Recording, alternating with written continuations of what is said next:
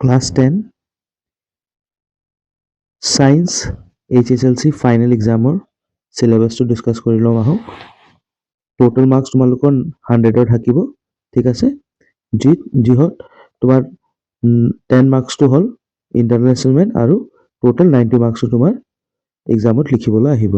এক্সামৰ টাইমটো হ'ল 3 hours লিখিবলৈ পাবা, য'ত 5 মাৰ্ক 30 থাকিব, 3 মাৰ্কছ ইণ্টাৰনেল এছাইনমেণ্টৰ পৰা মিনিমাম আৰু 27 মাৰ্কছ মিনিমাম তোমালোকৰ থিয়ৰী পেপাৰৰ পৰা।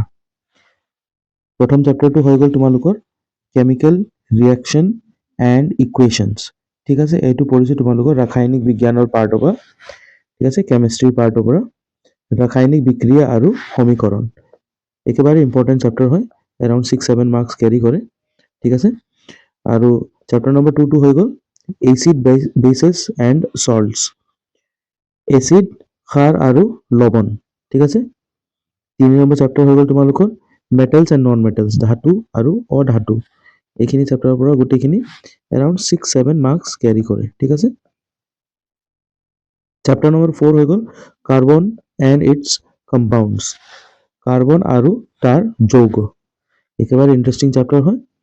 আৰু চেপ্টাৰ নম্বৰ 5টো হৈ গৈছে তোমালোকৰ পিৰিয়ডিক ক্লাছিফিকেশ্যন অফ এলিমেণ্টছ, মৌলৰ পৰ্যাবৃত শ্ৰেণী বিভাজন, ঠিক আছে।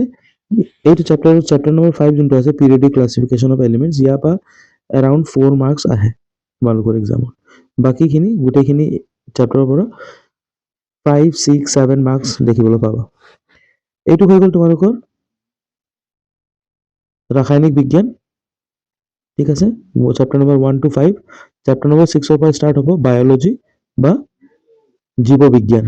লাইফ প্ৰচেছ হৈ গ'ল, লাইফ প্ৰচেছ এইটো একেবাৰে চবতকৈ বেছি ইম্পৰ্টেণ্ট চেপ্টাৰ হৈ গ'ল তোমালোকৰ ছায়েন্স বুকত, এৰাউণ্ড 8 মাৰ্কছ 7 to 8 মাৰ্কছ দেখিবলৈ পাবা এইটো চেপ্টাৰৰ পৰা। তাৰপিছত তোমালোকৰ হৈ গ'ল কণ্ট্ৰল এণ্ড কোঅৰ্ডিনেশ্যন, ঠিক আছে। প্ৰথমটো বায়'লজিৰ তোমালোকৰ প্ৰথমটো চেপ্টাৰ আছিলে জীৱন প্ৰক্ৰিয়া, ঠিক আছে, লাইফ প্ৰচেছেছ। আৰু চেপ্টাৰ নম্বৰ 7টো আছে তোমালোকৰ কণ্ট্ৰল এণ্ড কোঅৰ্ডিনেশ্যন, নিয়ন্ত্ৰণ আৰু সমন্বয়, ঠিক আছে। তাৰপিছত আহিল চেপ্টাৰ নম্বৰ 8 হাউ ডু অৰ্গেনিজমছ ৰিপ্ৰডিউচ, ঠিক আছে, জীৱই কেনেকৈ বংশ বিস্তাৰ কৰে, ঠিক আছে। চেপ্টাৰ নম্বৰ 9টো হৈ গ'ল তোমালোকৰ হেৰিডিটি এণ্ড ইভলিউশ্যন, বংশগতি আৰু ক্ৰমবিকাশ, ঠিক আছে। এইটো চেপ্টাৰ নম্বৰ 6ৰ পৰা চেপ্টাৰ নম্বৰ 9 তোমালোকৰ হৈ গ'ল বায়'লজি, বায়' লিখি দিছোঁ মই, ঠিক আছে। তাৰপিছত প্ৰথম পাৰ্টটো আছিলে কেমেষ্ট্ৰি, CHE লিখি দিছোঁ মই, কেমেষ্ট্ৰি, ঠিক আছে। তাৰপিছত তোমালোকৰ যোনটো চেপ্টাৰ নম্বৰ 10 আছে, চেপ্টাৰ নম্বৰ 10ৰ পৰা তোমালোকৰ ফিজিক্স ষ্টাৰ্ট হয়, ঠিক আছে। ফিজিক্সটো হৈছে তোমালোকৰ পদাৰ্থ বিজ্ঞান। ফিজিক্সৰ ফাৰ্ষ্ট চেপ্টাৰটো তোমালোকৰ আছে chapter number 10 light reflection and reflection. আকৌ এইটো চেপ্টাৰটো একেবাৰে বেছিকৈ ইম্পৰ্টেণ্ট হয়, এৰাউণ্ড 7 to 8 মাৰ্কছ দেখিব পাবা এইটো চেপ্টাৰৰ পৰা। পোহৰ প্ৰতিফলন আৰু প্ৰতিসৰণ, ঠিক আছে। চেপ্টাৰ নম্বৰ 11 হৈ গ'ল তোমালোকৰ human I and colourful world, মানুহৰ চকু আৰু বাৰে বৰণীয়া পৃথিৱী, ঠিক আছে।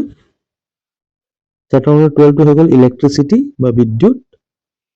চেপ্টাৰ নম্বৰ 13 আছে তোমালোকৰ magnetic effects of electric current, বিদ্যুৎ প্ৰবাহৰ চুম্বকীয় ক্ৰিয়া, ঠিক আছে।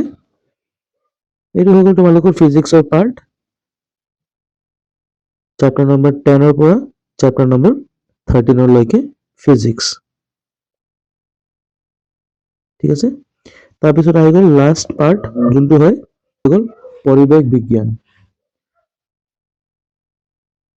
এনভাইৰনমেণ্ট চায়েন্স,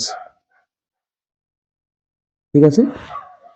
প্ৰথমটো হৈ গ'ল source of energy, source of এনাৰ্জিটো যি হয় এইটো শক্তিৰ উৎসসমূহ, ঠিক আছে। তাৰপিছত আহি গ'ল চেপ্টাৰ নম্বৰ 15 আৱাৰ এনভাইৰনমেণ্ট, আমাৰ পৰিৱেশ।